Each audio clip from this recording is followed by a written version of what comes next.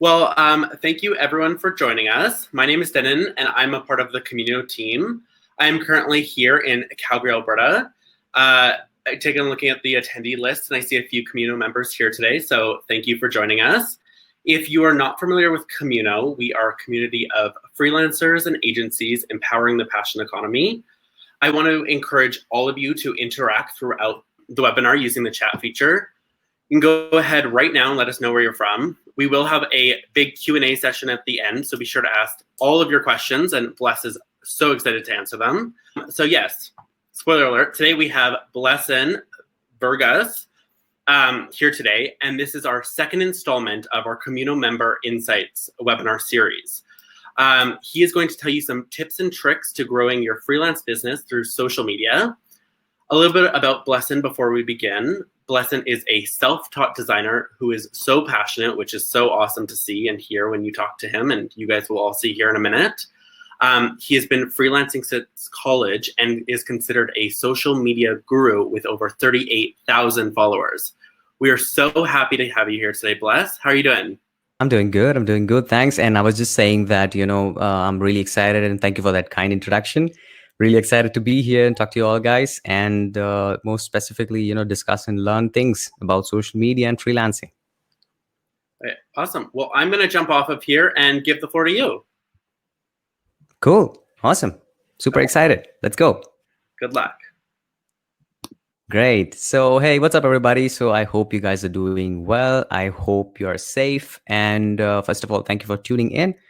And super excited to be here and talk to you all, guys. And specifically, talk about social media as today's topic. As you can see already, that today's topic is how to use social media to grow your freelance business. So before starting, and I would like to introduce myself, share a little bit about who I am and where I'm from. Already Denon, did that kind of introduction, but I would like to share my part.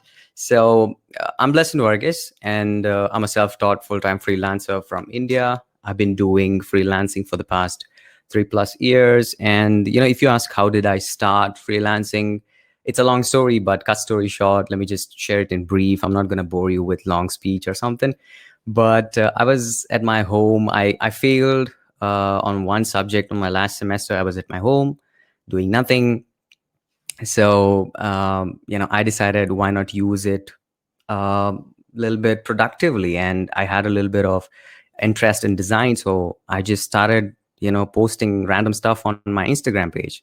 Luckily enough, things started rolling out and I started getting inquiries. And that's how I started my freelance journey. And after I passed my exam, I decided that I'm going to do it full time. And this will be something that I will be, pursuing full time. So right now I'm a full-time freelancer.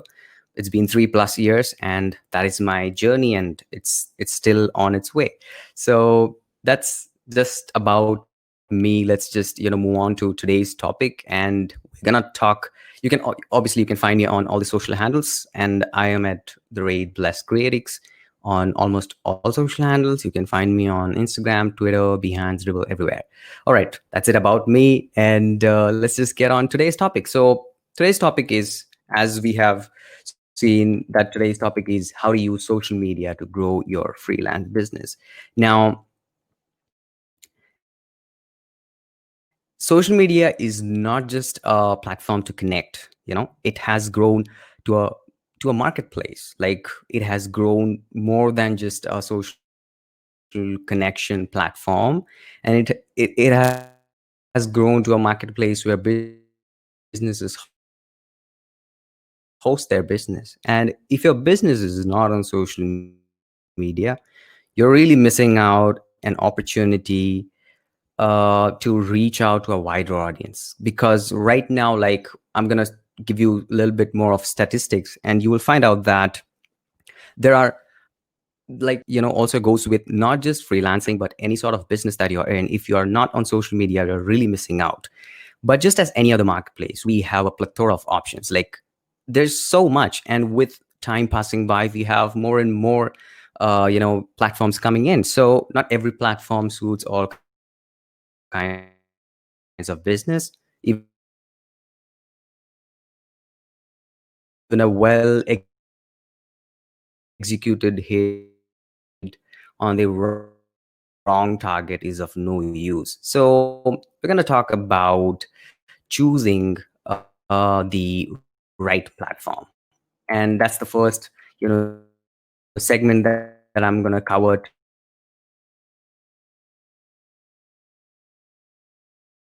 today is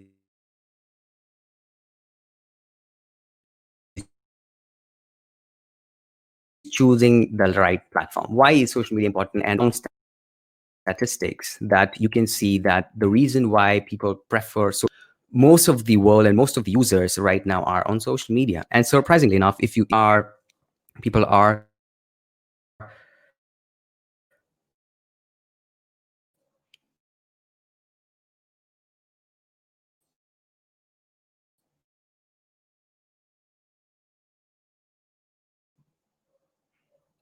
am I audible enough? I'm really sorry, this is so Turning off your camera, and hopefully the audio will still carry over.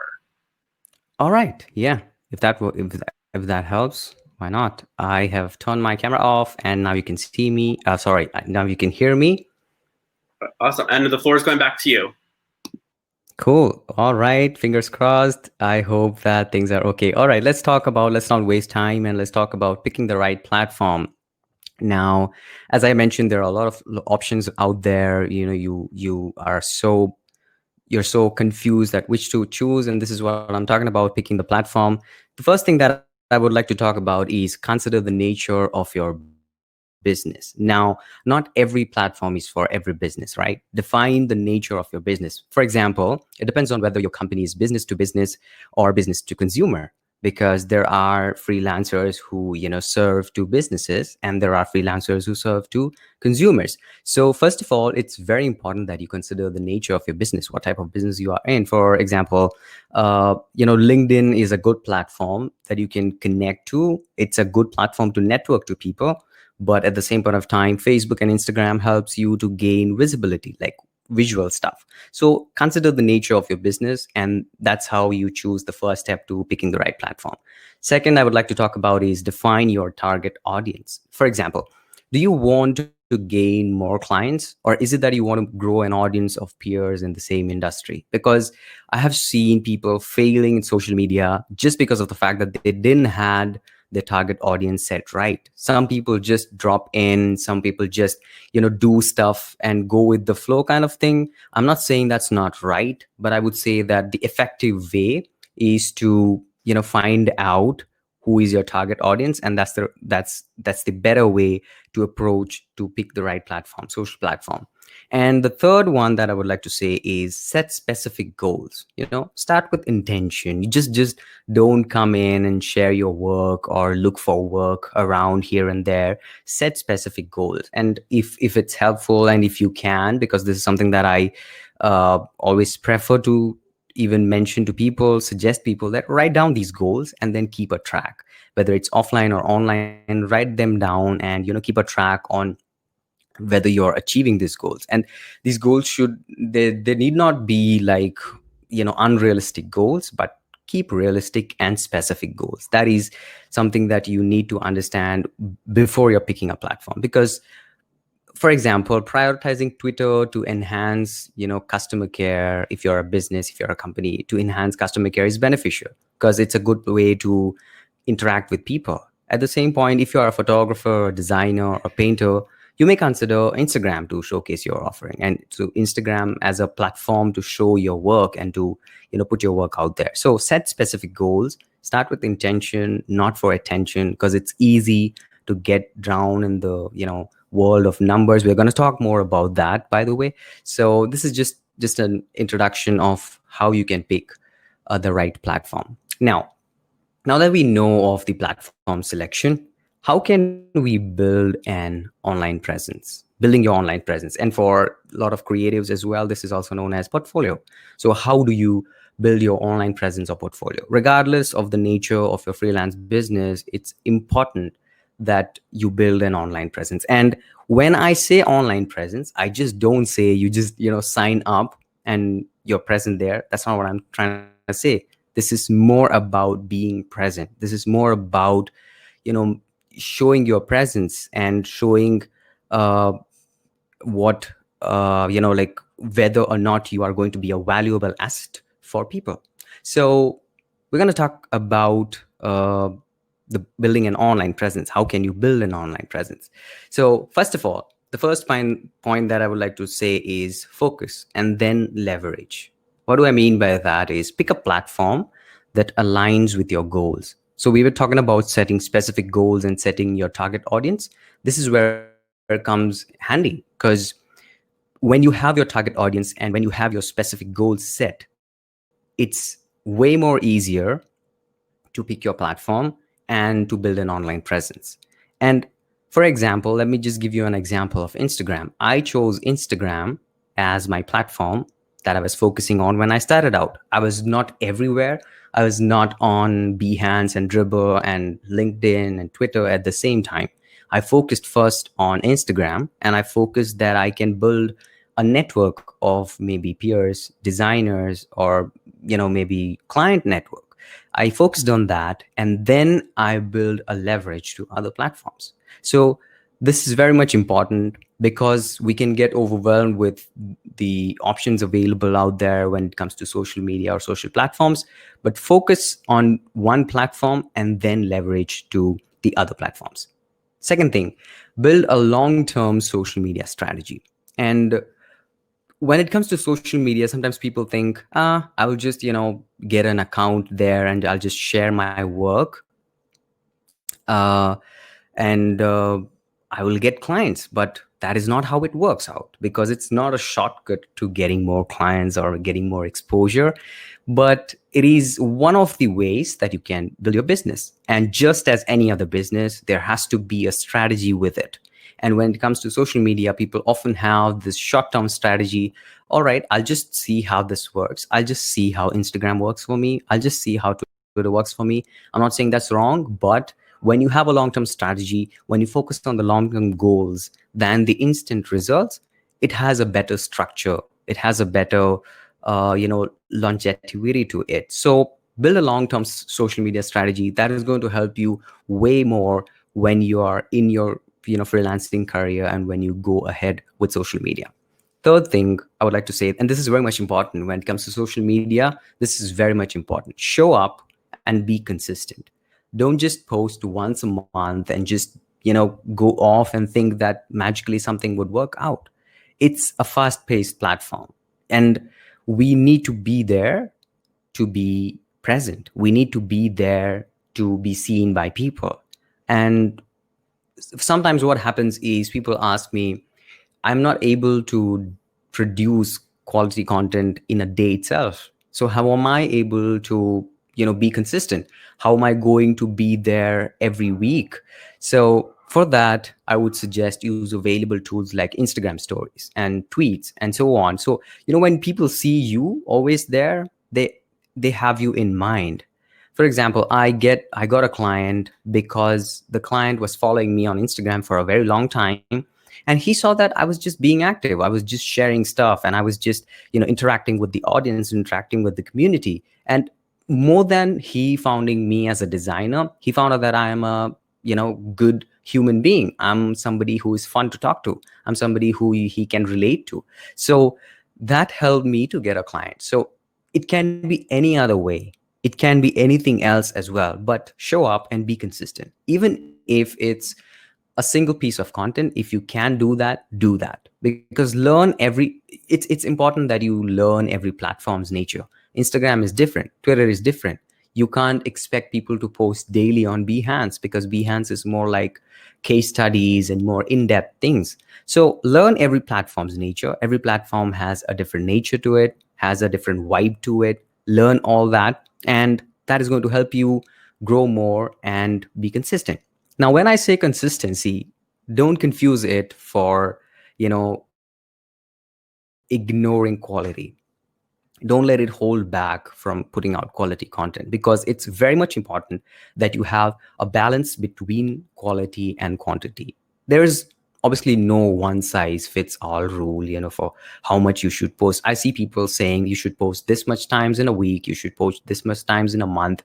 I don't think that's, yes, it's helpful, but it's not the one size fits all strategy for any social media, business.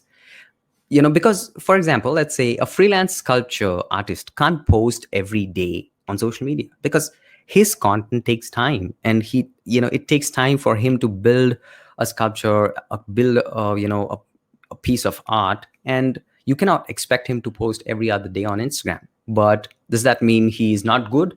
Absolutely not. It's just important to understand that we need to build a content strategy based on the nature of a business. And the next thing that I wanted to say is prepare curated cross-platform content. This is very, very much something that people often forget, that what you post on Twitter is not obviously going to work on Instagram the same way you post it on Twitter. It has a different vibe to it. It has a different nature to it. You cannot use the same 30 hashtags on Twitter. It's not going to work. You cannot use the same hashtags on Facebook. It's not going to work. Every platform has their own nature. Every platform has their own way of algorithms. So learn the platforms and then prepare curated platforms. Something that I do is I prepare a master content and then curate it for every other platform. For example, I prepare a write-up or an article of somewhere around 1,000 to 1,500 words, and then I use the bits on maybe Instagram or maybe podcast or maybe Twitter or maybe somewhere in a webinar like this. So I have prepared a master content that is helping me put out content to other platforms as well. This is just an example of how you can use your content over all these other mediums like Facebook, Instagram, and stuff like that. All right, now let's talk about, now that we have talked about building your online presence, or let's say portfolio, there are some things that you should do and you should not do when it comes to online creative business. Let's talk about do's first, because obviously we we all love do's first, and then we are bombarded with don'ts. So let's talk about do's. First thing that I would say is provide value. Don't just be there as a seller. Don't just be there as someone who is providing service and just going off. It is not going to work. It's 2020, and I think value is the most unique selling point. Like, if you provide value, even if it's clients or even if it's other designers, they're going to come to you and want to learn from you and want to interact with you. Second thing, when we're talking about interaction, second thing that I want to talk about is interact with your audience. It's a two-way process. Right now we are interacting with me through comments, and I'm talking to you. So this is a two-way process. Think about it as a communication or as a collaboration, rather than just putting your stuff out there and expecting people to just, like your posts or look up to you or find your work interesting. It's more than that. It's the two-way process. And be transparent, be you. Don't try to fake, because it's easy that we try to be someone like someone. Let's say huge influencers that we have, maybe our design gurus, or maybe our idols that we look up to, and we try to be like them. That doesn't work here, because social media is super raw. It's super vulnerable. So you're just out there, and people can catch if you're trying to fake anybody. Fourth thing, help more than you sell. This is by far the biggest lesson that I've learned, is that I'm just not here to sell my services, but I'm here to help my clients. Think about it in that perspective, and it's going to help you a lot in your creative business, because right now people care about those who help them, not just those who sell to them. Fifth one, that's the best part, I would say, have fun. Experiment with new things. It is not that you have to be always very serious and think about things that are going to take forward you within the next few months or something. Try different things and try the tools that the social media platforms provide. Try live videos or interactive polls. Try to connect with your audience in some or the other way. So just be experimental. Don't be afraid to try out new things. If your one type of content is not working, don't be afraid, but try out more stuff. Try out something that is out of your comfort zone. So that is something that you need to keep in track, that provide value, interact with your audience, be transparent, don't try to fake, help more than you sell, and have fun. That's what I have to say about the do's of online creative business. Now let's talk about the don'ts. Don't obsess over numbers. And I've been there. I've done that. I have been so obsessed with the numbers, with the metrics. When you get that notification that somebody liked your post, when you get that notification that somebody commented on your post saying, "Hey, this is so genius. How do you do that?" You get that adrenaline rush, and you feel like I've accomplished something. And it's not the best thought process that you might have. Yes, it's good to celebrate things. I'm not saying you should not celebrate your achievements. You should not celebrate your the support that you get from your community. Absolutely, I'm not saying that you should not do that, but what I'm saying is, don't obsess over numbers. Don't be someone who is always chasing numbers and trying to gain followers and trying to gain likes and comments and stuff like that. Don't be a spammer. Second thing, don't be a spammer.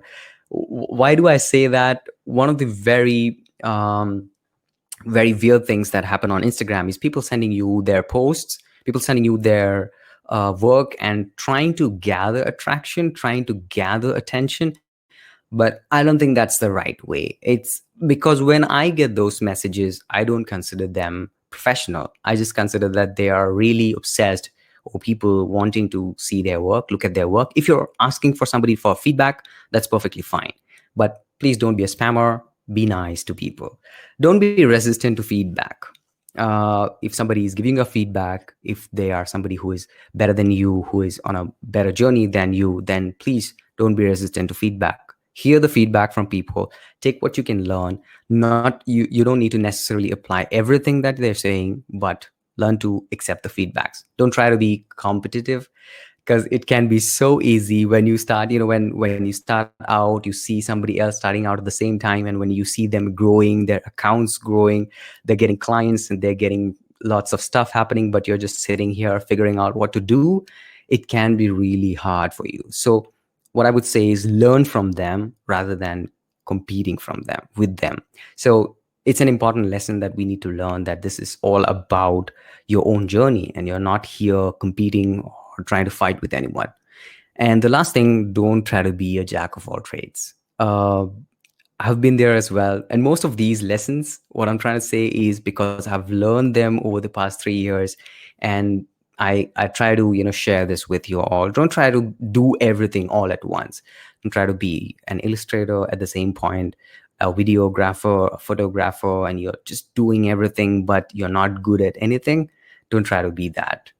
Try to master one type of content, one type of niche, whether it's in design or any freelance business. Just try to niche it down and try to find a place where you're comfortable, where you are an expertise on something that you're really passionate about, and then try to learn other things. Don't try to do everything all at once. So yeah, these are my do's and my don'ts, and these are a few of the tips. I know I went really fast, but I want to also interact with you guys and answer your questions. So I hope that this has been helpful for you. One bonus tip that I want to give is, don't stress out. It is very much important that you understand that this is not the end of the world if you don't succeed in social media. It's easy to get depressed, it's easy to get stressed out, because your numbers are out there in the public, and people might start asking you, "Hey, what happened? You are not doing good in social media, you're not doing good on Instagram, you're not doing good on this platform. What's happening?" And when you get those questions, it's easy to get stressed out and freaked out, and like, why is it not working? What's happening? Don't stress out. Take regular breaks. And something that I always suggest people is to take your weekends off, Saturdays and Sundays. Don't try to get on social media and be bombarded with everything that's all out there, because as much as positivity is there out there, I think there's a lot of negativity that you don't need for your business and for your personal health as well. So bonus tip, don't stress out, be calm, and take it slow, take it easy. Don't think that this is the end of the world. Take regular breaks as much as you can, and focus more on your personal health as well, because it's important that you keep yourself ready enough that you're going to tackle the social media world of freelancing and business. All right, so that's it from my side. And I hope that these insights have been helpful for you. I'm always available over these platforms. You can always email me. You can always reach out to me via DMs on these platforms, whether it's Instagram, whether it's Twitter, whether it's Dribble or Behance, anywhere. You can find me on www.blesscreatics.com as well. And yeah, I hope that this has been a helpful session for you. Please let me know as well. And I'm always available if you have any doubts regarding design, social media, freelancing. I'm always happy to help as much as I can. So yeah, I hope that we also get to talk soon. That's it from my side. And over to you, Denon.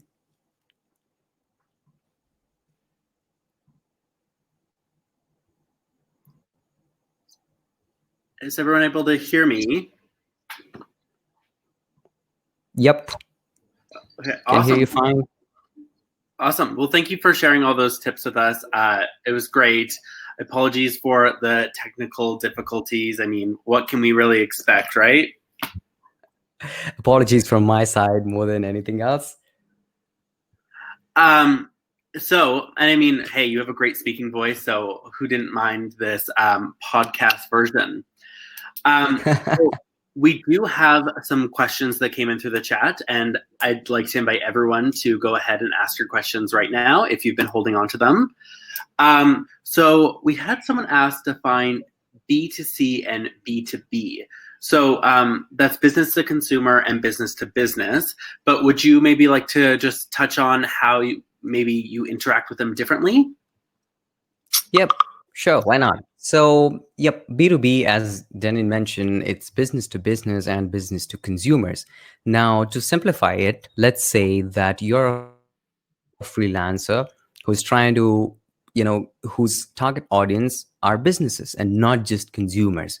You're trying to find sponsors, you're trying to find, let's say you're a freelance product designer. Let's say you are somebody who designs product. You're trying to find out people, businesses that can boost your products out there. So your target is not consumers but businesses. But as a freelance designer, as a freelance photographer, as a freelance writer, you're dealing with consumers, with customers, and these are people, and these are not companies or businesses. So simplified version, when your target audience is a business, that's B2B. And when your target audience is a consumer, is a person itself, then it's B2C. Awesome. Thank you for sharing those tips with us and kind of just like showing us the difference between the two and kind of how you would go about it. We have some more questions here. So Rowan asked, how were you able to get started and get your first 5,000 followers?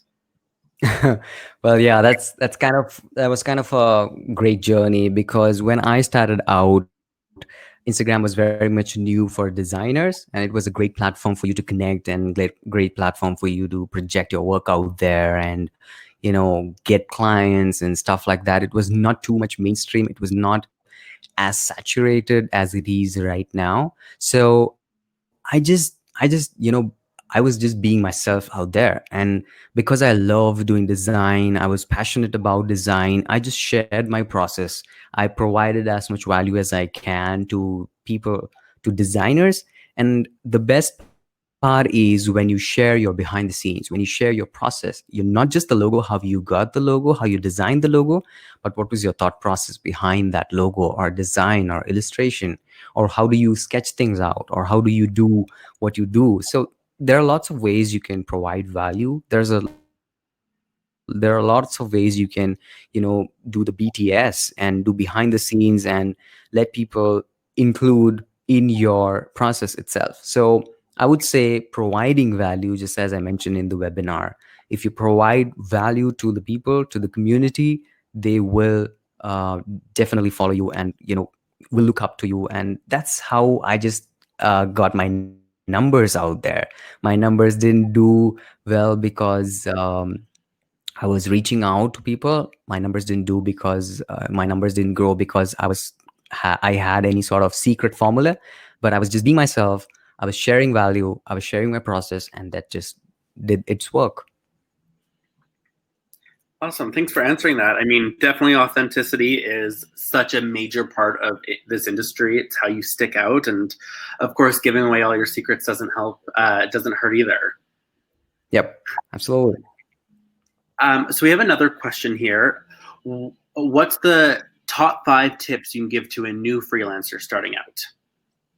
Oh, there are lots of tips like that. If I hope that there have been a lot of tips that I've already shared in the webinar. And if you ask me, other than that, what's the top 5 tips? First would be to not um, get in that comparison zone where you're comparing yourself with others, where you're comparing yourself with your peers, and where you're comparing yourself with people doing good in the design business or doing good in the freelancing industry. But focus on your own journey. So first tip would be to not fall in the comparison trap.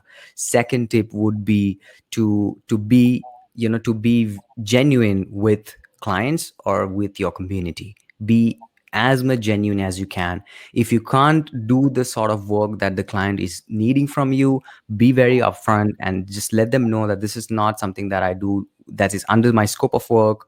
And be genuine. Don't just fall in for the money, don't fall in for the opportunity, but be as much genuine as you can. And the third tip, if you ask me, would be to not stress out, because I focus more on this point because it's easy for people to stress out. It's easy to give up, because when you start out, freelancing is not a very, it's not a journey full of roses. It's a journey it's a mixed journey. It's an adventure more than a journey itself. It's an adventure. So to focus on your journey and to not give up, because if you don't get clients in your initial stages, don't feel like as if your work is not good, but focus on how you can improve. So that would be my third.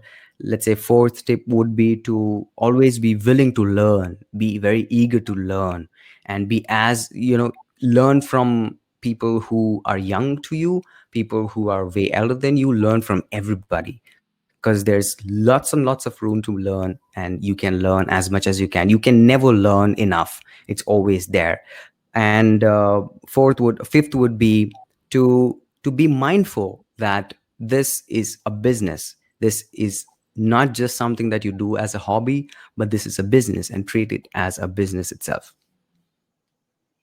Awesome. Thank you for sharing those. I think that anyone, regardless of what their professional niche is, can take those tips and apply them to their own lives. So I think that is awesome. We have time for a few more questions, so keep them coming in. We had one question that asked, they're confused of how to pick one stream because they don't know which field works for them the best. What advice would you give to narrowing down which platform is for them? Well, yeah, it's a very tricky place to be very honest, to to find out your niche and to find which stream to go with. I would say when you start out, it's okay to experiment with, you know, different things. Just because you like doing something doesn't mean that that is something that you should go ahead with, because liking is a different aspect, and business is a different aspect. You don't do business because you like something, but you do business because that is something that you're passionate about. So I would say try different things out. Don't be afraid to try new things out. And that's what I mentioned in the webinar as well. Don't be afraid to try new things out. If you fail, you've not got much to lose. You just know that this would not work for me. So that in that way you can filter lots of streams out. But I would, at the same point, I would also say find out what's your real passion is, what you're really passionate about. And there's always something that's deep inside you, is you're always passionate about that thing. Find that out and try to improve, try to learn more about that, get more insights on that, and then try approaching it in a new way, in a fresh perspective. And you will find out that during this process of trying and learning and experimenting, you will find out that there's something that you really, really like, that you really, really want to do, that you really, really want to pursue ahead.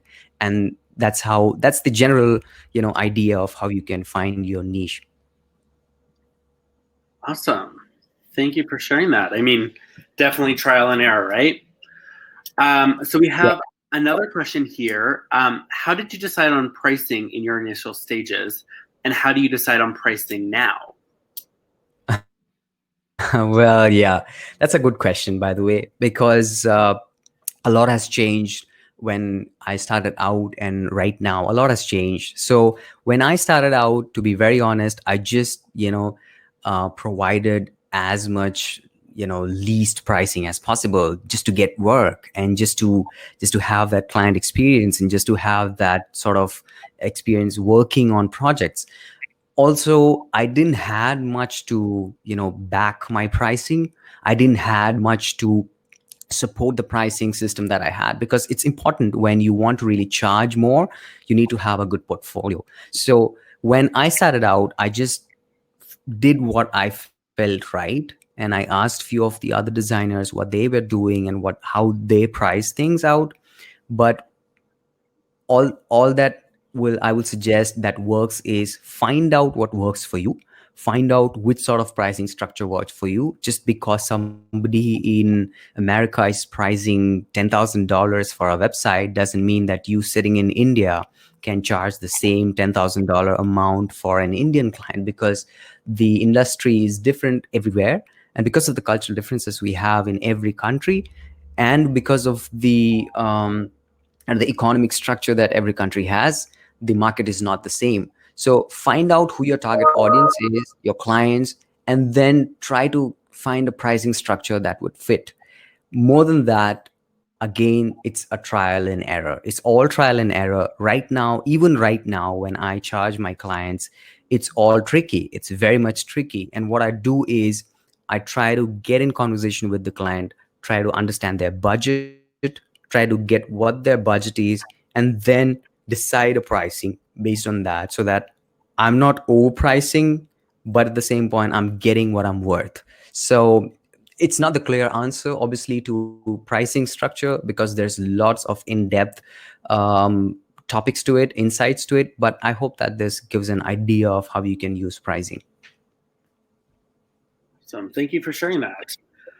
So I actually had a question. So in your webinar, you kind of talked about being present and engaging with your following. I'm curious Mhm. about how important it is to engage with others. You talked previously off camera when you and I were talking about the community aspect of things. So I'm just Mhm. wondering about if you could talk a little bit about the community of designers. Yep. So how much is it important? I think it's very much important that you have a network of both clients and designers, because freelancing is a very lonely business. We all know this, and those who are freelancers, they might very well relate to this. That it's not that you get to be around with a lot of people always, because you're always sitting inside your house and it's always you and the computer, and maybe few clients here and there talking to you. So more than anything, I would say it's very much important for our personal growth, for our mindsets, and for our mental health, that we connect always with people, with like-minded people, with people those who are way ahead in the journey, with people those who are just starting out. So you have a mix of people, and I would say don't just find few number of people and always talk to them, but try and talk to different people from different races, from cultures, from different industries, because this helps a lot to get the insights. You learn from them, they learn from you, and it's not just a one side business, but communication is such a crucial aspect. And more than that, I would say communication really helps you to build your network. That's how I started my podcast, because I reached out to people. I wasn't as talkative as I am, I would say, as I am now, but I learned to reach out to people. I forced myself to reach out to people and get out of that comfort zone and talk to them. And if I have something that I want to ask to them, I would ask them. And it's just a matter of building a network, building a connection of people those who are like-minded, because that helps a lot in growing, even for them and for you. Awesome. Thank you so much for sharing that. I think we are actually out of time for questions, but I thought it was very interesting to hear you talk about the connections and the community and getting that network of like-minded people to be there to support you. Yep. So yeah, thank you everyone for joining us today, and thank you to all the Communo members who joined us today. If you have not heard of Communo or you want to check it out, I'm just going to put a little link here that should just show up on your screen, and you can click the link and check it out if you are interested in doing so. Yeah, so we have so many more webinars like this coming up. So be sure to keep your eyes peeled on the Communo platform and on all of our socials. Thank you again, Bless, for joining us today. It was unfortunate that we had those technical issues, but I think you really pulled through and did such a great job. Thank you very much. Really, really appreciate the opportunity and really happy to be here. And as you mentioned, sorry for the technical issues, but I hope that, this has been a valuable and helpful session for you all guys. Thanks once again for having me. Okay, thank you everyone. Feel free to reach out to myself or Bless if you have any questions, and be sure to follow Bless on all social medias. Thank you guys so much for coming. Okay, bye-bye. Bye-bye.